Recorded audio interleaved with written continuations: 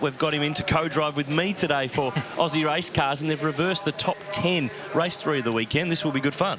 Absolutely. These cars are a lot of fun to drive around this circuit, and they always provide mega action. So here we go. We've had 2 races so far. Peter Carr, who's one of the regular front runners, has claimed 2 wins already, so he will start from position 10 through the inversion. Darren Massini and Rhett Noonan go to the front row. As per normal, it is a big field. There are a lot of them. They're small, so we can fit lots of them onto the grid here on the streets of Adelaide. It's race 3 in the opening round of the Aussie Racing Cars Super Series, and of course we've got a brand new format today too, with the Clipsal 500 for the first time. 2 races on Saturday. Well, as we get ready for Aussie Racing Cars, this is what happened yesterday. Adam Sharp showing how you don't park at Adelaide. Look at that. What's that, a reverse endo? I reckon that's 3.5 without the pike. He was lucky to come away from that one. We're ready to go for race 3. That was from race 2 yesterday. These things are small, but they are action-packed. So Darren Massini's on the pole. He's on left of screen. Rhett Noonan, former Formula 4 driver, starting on the front row alongside. Top 10 has been reversed, so look for the fast drivers, including Maurice Massini, the reigning champion in car number 1, piecing their way through the grid. But have a look at the field. It is a massive amount of cars. It'd be good to see if they can all get through here cleanly. Looks like they have so far. So far. Careful. They're still coming. Don't talk too early. Massini, though, out in front. And this is where you see the big dive bomb moves. Brendan Pingle there, making up ground already. As we jump on board, we're on board with the reigning champ, the VIP Pet Foods Euro GT. Massini's made the move in the off-season to the newer of the body specs that we saw debut last year in Aussie racing cars. But the competition in this is really good, and it's very rare that the racing is rough. It's hard and fast, but it's not rough. But it's not working out for Michael Rinkin. Had a bit of spin there. He has, but look at this. Massini had a gap. It's gone, and Noonan to the lead. I never thought I'd say that. Yeah, me anyway. Turn 8 there. It's the fastest part of the circuit, and that's a pretty gutsy move to put it down the inside. You've got to be very sure the other driver's seen you. Look at this, Pingle. He's trying to dive in as well. It's 3 wide at the hairpin. A bit wide there. Trent Young out wide. He's been a runner-up in the 2 races that we've had so far.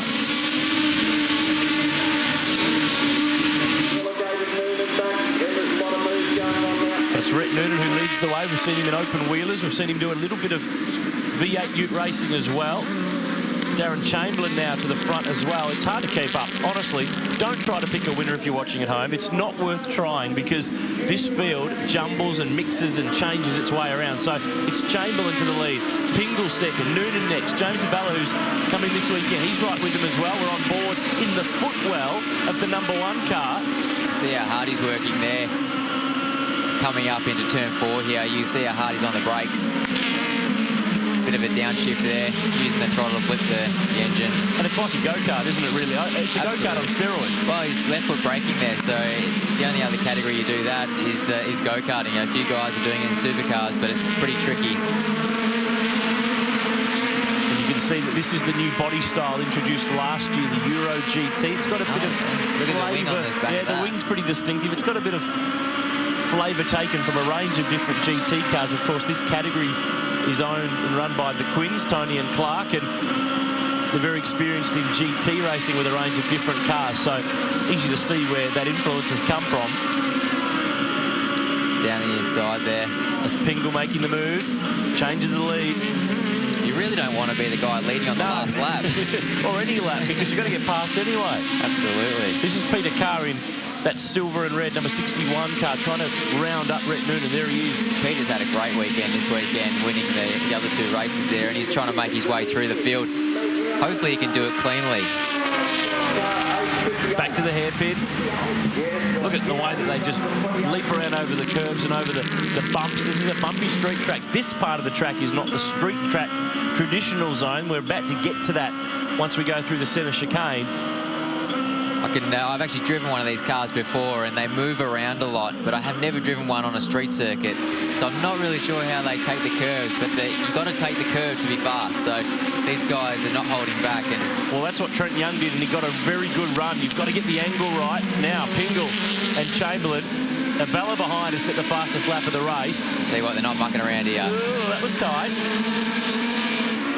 And Peter Carr is with them from 10th on the grid. He's already got to position 4, so before even half race distance, he's on the tail of the leading group, and it's pretty standard Aussie racing cars. The racing formula in this, if you've never seen them before, motorcycle engine, sequential gearbox, high revving, they are a great little race car. Absolutely. When you're actually driving the car, the engine revs so hard, it's absolutely screaming. You know, you think, I need to pull a gear soon, don't I? But you just keep letting it go, and that's the way they operate. But very fun car to drive. You can really grab the car by the scruff of the neck and drive it really, really hard. Massini there, car number 1, the reigning champion. He's joining in the fight. This is becoming a 5-way fight for the lead. We'll see the Aussie racing cars with us right throughout the course of the year. With the V8 supercars, and we're going to see them back at the Mountain in October. They're going to be back at Bathurst after a few years away. This is Peter Carr zeroing in and grabbing a spot. He's through to 2nd. This has been a really good fight back from being put back on the grid through that reverse top 10 format, but Pingle's got a margin, but that's not enough.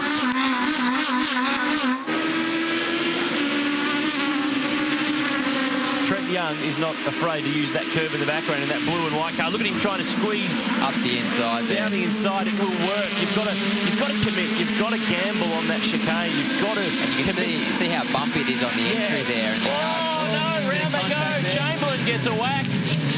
They've done a good job. Good job of missing the carnage there. Well, it's not over yet.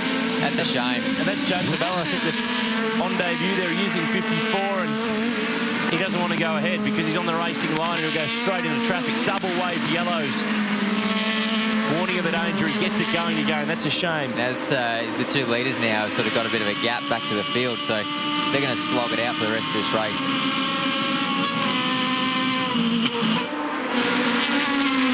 And that's how you get a move done at the fast turn 8. Ooh. That's not how you go through turn 8. Contact with the wall there. Jamie Sharp goes around.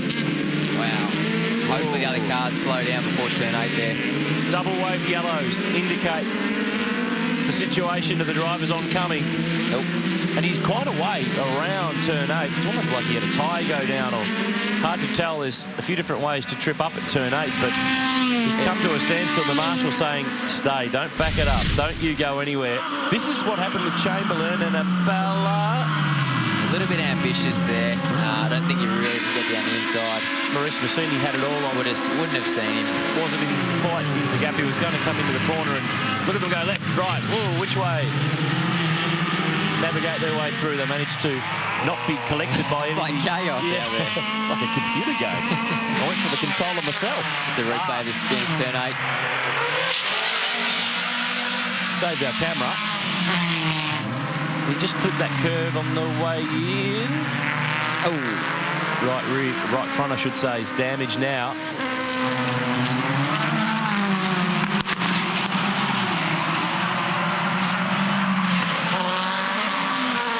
And one thing I've learned from years of coming to this place, it looks like he's hit that curve on the inside. Yep.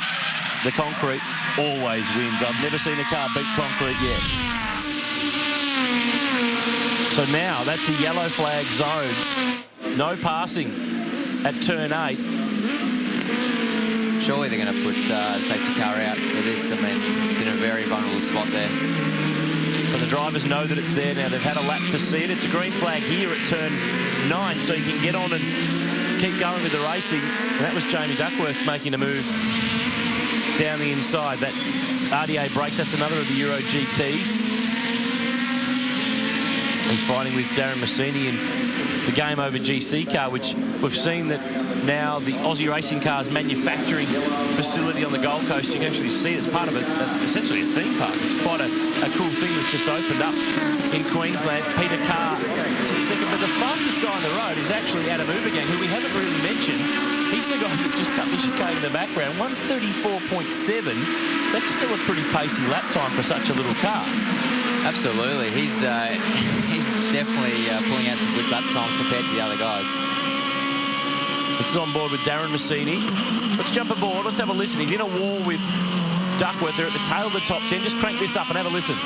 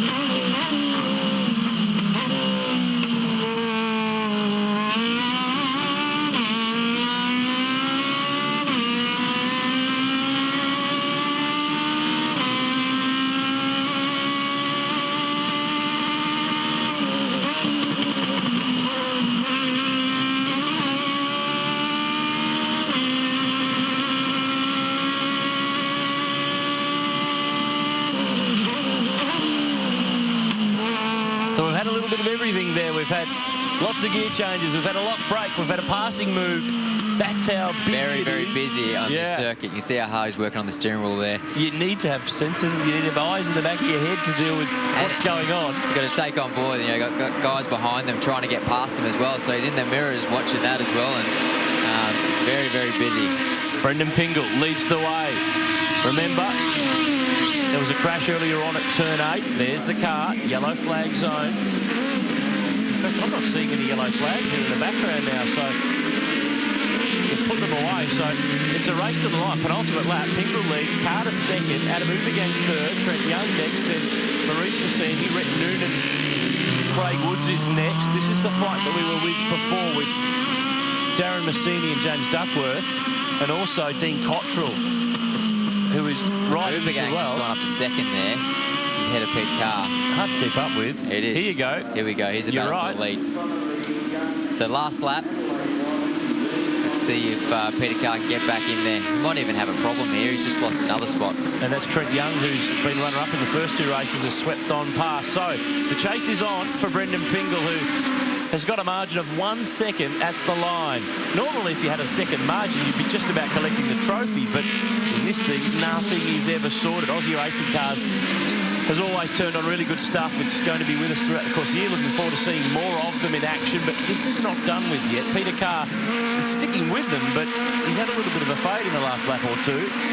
Yeah, these guys are going pretty hard in this last lap. Oh, now's the time. I thought there was a bit of smoke from the back of the car. Whoa! That was close. Actually, there was a touch. When you've had half a moment through turn 8, probably not best to try to defend when there's an overlap to turn 9. Tell you what, the heart rate would be up after that one. Mine was. Brendan Pingle still in front. There's Carr. Look, there's more smoke. Yeah, I saw a glimmer of it just before it turned 7, and it slowly smoked. Now, Ubergang out wide. That'll cost him ground. He won't be able to really attack on this run back into Victoria Park. Oh, he's still giving it a good crack, though. He's having a go. Young's wide as well. Carr's slowing. He's gone from the picture. He's still there. He's still P4. He's just trying to limp it on home and keep some points going for the championship. But Brendan Pingle, nice job. 6th on the grid. He will take this win comfortably, Tony. That's right. He will lead it to the line and score another win in the Aussie Racing Cars. Race 3 of the weekend has turned on the action. Peter Carr will make it, but I reckon he should shut it down right about now. Yeah, she looks a little bit unhealthy there. Very, very good race for these boys. Pretty clean racing, not too much. Still going on. That's Darren Chamberlain trying to fight his way back through after that spin earlier on, and now he's ended up in the fence on the last corner of the race. Oh, what a shame. Oh, no. When your day's gone bad, it keeps going bad, and there's plenty of damage to that 36 entry. That's one of the Toyota Orion chassis, it was. That's a shame. Let's have another look. He's down the inside. He's got a move done on another car. Oops. The other car moves across and just bumps him into the fence. Didn't know he was there. No, that's done a lot of damage to that car. Very unfortunate last lap. Unlucky, but a win to this guy. Brendan Pingle picks up the win. The reigning champ, Maurice Massini, P5. James Duckworth, Darren Massini and James Zabala rounding out the top 10. Stick with us after the break. The brand new Porsches are on the track with the Carrera car.